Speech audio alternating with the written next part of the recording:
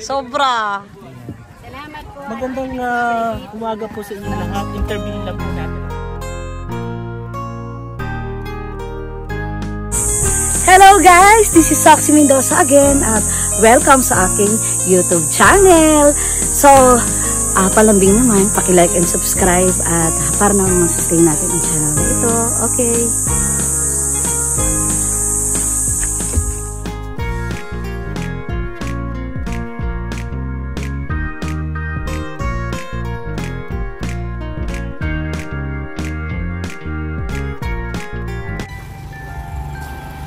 Hello guys, good morning. This is Soxy Mendoza again and welcome sa ating YouTube channel. So guys, ngayong araw na ito iniintay natin ang ating BFF. Tayo ay pupunta dito sa kanto na to. Dahil ngayong araw na ito ay June 13, Fiesta ng Barangay Tawagan. Napakahabang panahon na hindi tayo namimiesta dyan, kaya samahan nyo ako guys. So tara! Okay, let's go! Kaya yan. Right. 1,700. So guys, nakaangkas tayo kay BFF at binabagtas na nga natin ang kahabaan ng Barangay Road papuntang Barangay Tawagan, Calapan City. Itong barangay na ito ay napili kong i-feature kasi favorite ko ditong mag-bike tuwing umaga. At alam nyo ba, hangang-hanga ako sa kalinisan, kagandahan at attitude ng mga tao dito.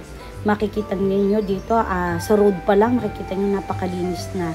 At pumapasok na nga tayo guys dito sa Barangay Tawagan. Makikita nyo itong icon ng Barangay Tawagan. So ito ay bali boundary ng aming Barangay Santa Isabel.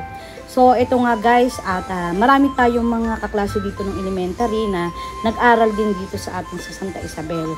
So itong barangay na ito, kung ako'y papipiliin ng next barangay na gusto kong tirahan ay itong Barangay Tawagan ang aking pipiliin. Unang-una ay makikita nyo dito sa gilid na ito ay marami ng infrastructure din dito. Marami na rin mga negosyante at makikita nyo yan sasahan. Dito guys ay nung bata pa kami marami akong experience na magaganda dito. Dito sa sasahan na ito nangunguha kami ng lukan, mga suso at namimingwit kami ng isdang biya at mga palo. So makikita nyo nga guys ay ito ito yung isang sa pinakamalaking hatchery dito. Hindi ko lang alam kung sino may-ari. At hindi na tayo nagkameron ng pagkakataon na i-feature yan. So itong kanal na ito guys ay umaapaw kapag tagtaog tuwing July and August. So dito tayo guys nangunguha ng mga lukan at saka nangunguha rin at namimingwit ng mga isda. Nung una-una dito, nung tayo elementary at high school at ginagawa natin ito pang ulim kasama ang tatay. So napakarami talaga ng memories ko dito guys. At ako'y minsan ay nangarap na magkameron ng palaisdaan dito kasi dito may maraming magagandang seafood, mga alimango, mga sugpo. At kabalitaan dito na kapag ka-fiesta dito sa barangay na ito ay dito ka makakapanginain ng mga sugpo at mga seafoods.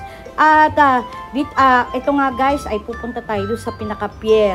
So makikita nyo nga guys ang mga bahay dito, ang gaganda.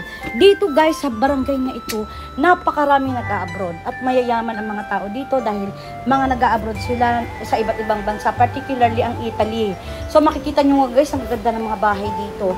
Ang nakita ko kasi dito ay iisang pisa ito o ibig sabihin magkakapit bahay sila at sila rin ay magkakamag-anak. So, as per my observation, kaya maraming nakaangat dito sa buhay, dito sa barangay na ito, dahil maraming OFW dito, tinulungan nila ang kanilang mga kamag-anak na makarating ng Italy. So, yan ay sabi-sabi ng aking mga dating kaklase dito na mayayaman nga daw ang mga nakatira dito dahil sa mga nag-a-abroad. At makikita nyo naman guys, talaga maliit lang yung kanilang barangay road. At talagang gaganda ng bahay. Kita nyo guys, ito mga ay nako, ewan ko. Hindi ko ma-imagine how much they spent sa mga bahay na ganito. At usually ang mga bahay dito ay fully fenced na. At ito nga guys, ay titigil tayo dito pansamantala sa kakilala ng aking BFF dahil tayo magpo-courtesy call dahil siya ang nagbigay sa atin ng tip kung anong oras ang pagoda. So ito nga guys, pumasok na siya dito at iba-blurred natin at isa-silent natin at ayaw niya magpa-video. In respect naman sa kanya ay hindi natin siya kinunan. So guys, tayo ay aangkas na ulit at makikita niyo mga banderitas at napakaswerte ngayong araw na ito at walang ulan. Ang sabi nga nila ay taon-taon daw ay binibiyayaan sila ng magandang panahon dito sa tuwing sila magpapagoda. Pagoda ang tawag nila dito sa parang parada ng mga bangka na kung saan sinasakay nila ang kanilang patron saint na si San Antonio de Padua. So bukas pa naman talaga ang actual na piyesta dito sa barangay na ito. Kaya lamang ay kahapon, June 10, nung Monday, ay na-picture ko pa ang parada nila na lumabas dito sa atin sa may tapat ng bahay natin. At kaya ko nalaman na may marami silang activities. Niyaya pa nga tayo ni BFF na bumalik tayo mamayang gabi dahil marami daw mga kung anong activities magagabi dito. Hanggang bukas daw ay maraming activities dahil nga piyesta.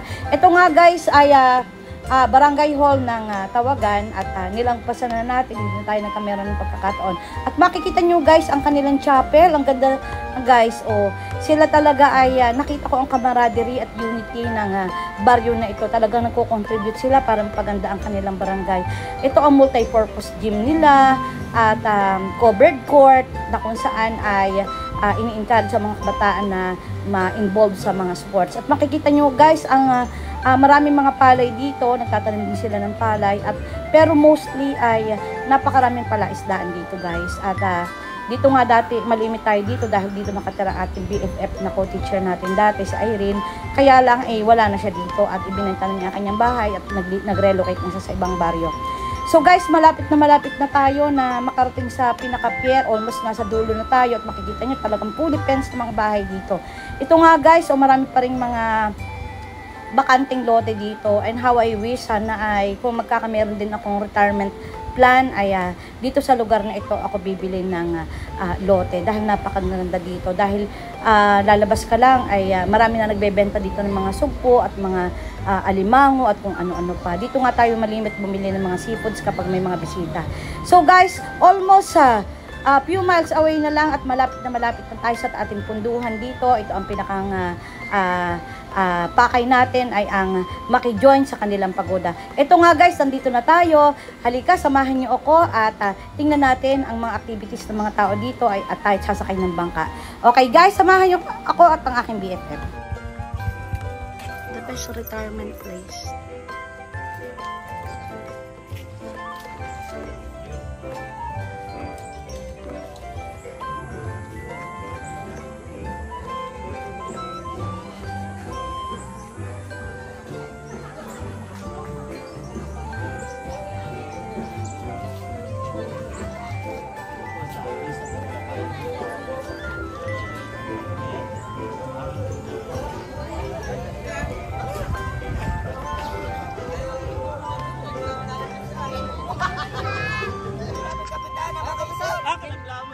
Ganda oh, super. Iwan kita.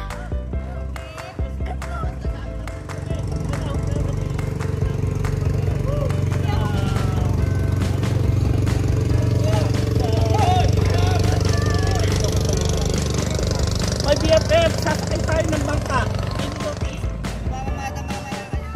Parang paradise ito oh. Kaganda na. Pakaganda nitong lugar na ito.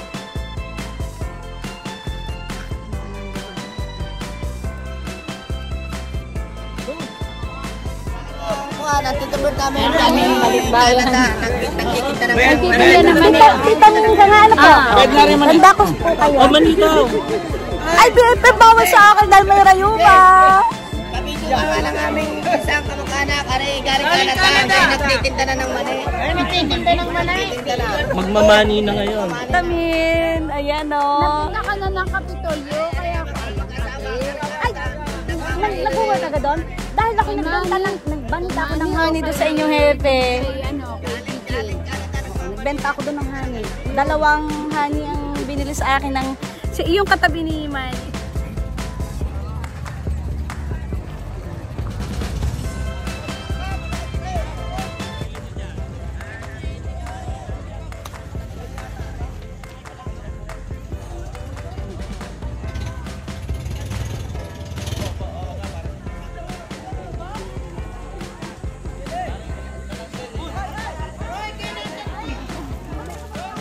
like it. I love this. Gusto ko ito. Nasayaan sa kailansan ko. Bebe, where are you? Tara! Bebe, come dito tayo. Saan ko yun? Dito sa kanya. I like this. Ay, palagay ko ito.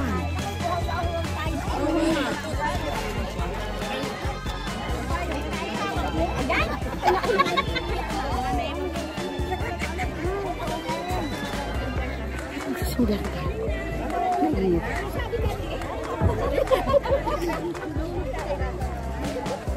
Tingin tayo. Kaya. Bebe! Ayun, din dapat ang santo sa may bubong. Saan po? Wala naman may bulong. Yung may bubong na yun, mas magaganda yun. Nasaan pa rin si Sok? Parang social talaga dito. Binalik ko yung aking cellphone. Okay lang mga nanonood sa iyo, Miss Tita ng Kalapan. Paborito ko yung mga laglag panty. At si Nanay, ang pinaka-favorite ko sa lahat. Guys, dinadayo talaga ang tawagan. Eto, papanood ka. Juan, direct! Tanganin mo na rin! Tinawag ko na, hindi na lang ako makatingin. Yes, I like it. First time ko itong makasakay din eh. Napakatagal ko din eh.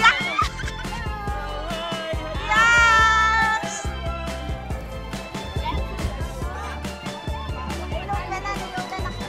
Ang saya-saya dito.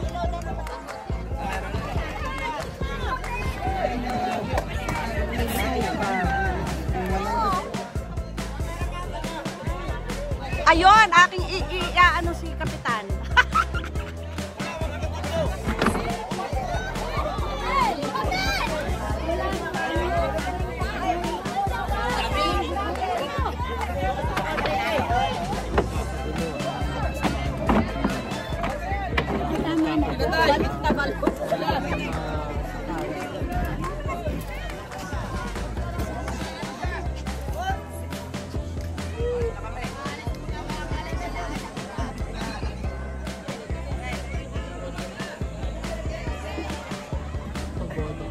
Hoy, di na ba oy, malalaki, di sa ulit ng pantay.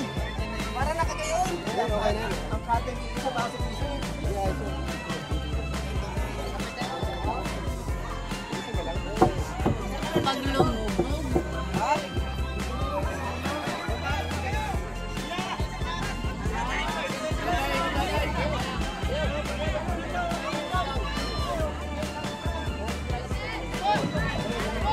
Sobra. Magandang umaga po sa inyong lahat. Interview lang po natin. Wow!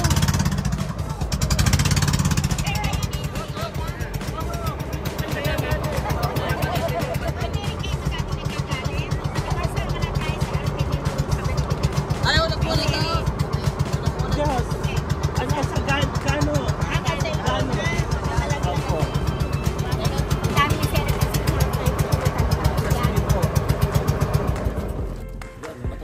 Ayan, muli po, kami po umaarangkada na at kasama natin dito ang mga residente. Mga barangay Tawagan. Ayan, medyo mahihayin itong isa kaya.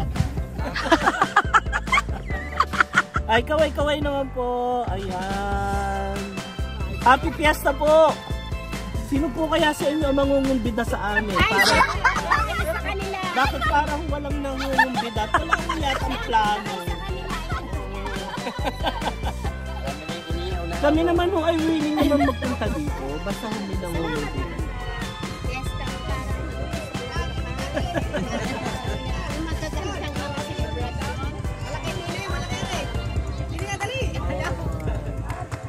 Okay, yan. Hindi umuulan ano? Para kay Tito Lester.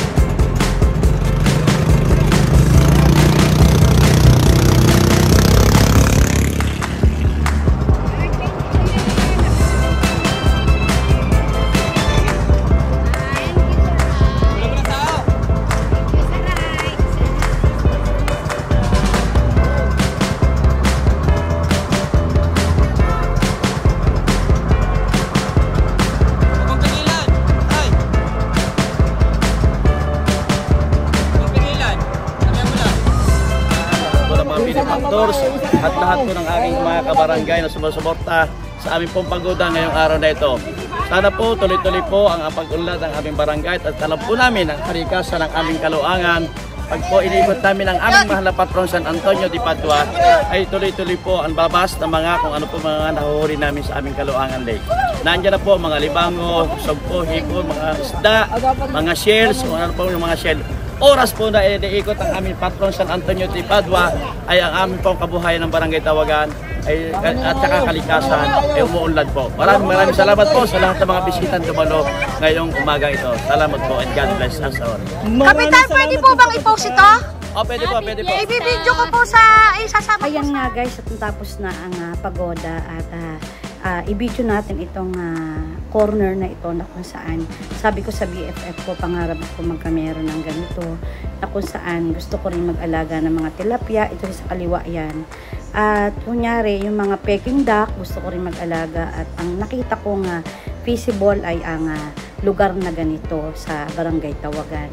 Hindi man dumating ang pagkakataon na magkameron tayo ng ganito, at least sinabi ko sa BFF ko, in-encourage ko siya na mag-invest sa mga ganitong investment na lupa. At dahil umiidad na nga para pagdating ng araw, ay hindi ka nakatunga nga lang sa bahay kung ikaw ay nag-retire na.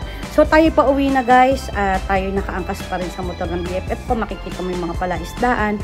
Napakaganda talaga ng lugar na ito, kaya ito inapili natin na puntahan. Sa kanilang piyesta nila bukas ay hindi na tayo makakapunta, pero ang pinakamahalaga ay nakaikot tayo dito sa halos buong Barangay Tawagan. So guys, maraming salamat sa pag-stay with me dito sa vlog na ito. Sana ay patuloy nyo akong suportahan sa aking channel, paki-like at paki-subscribe, at maraming salamat po sa panonood. Thank you for watching!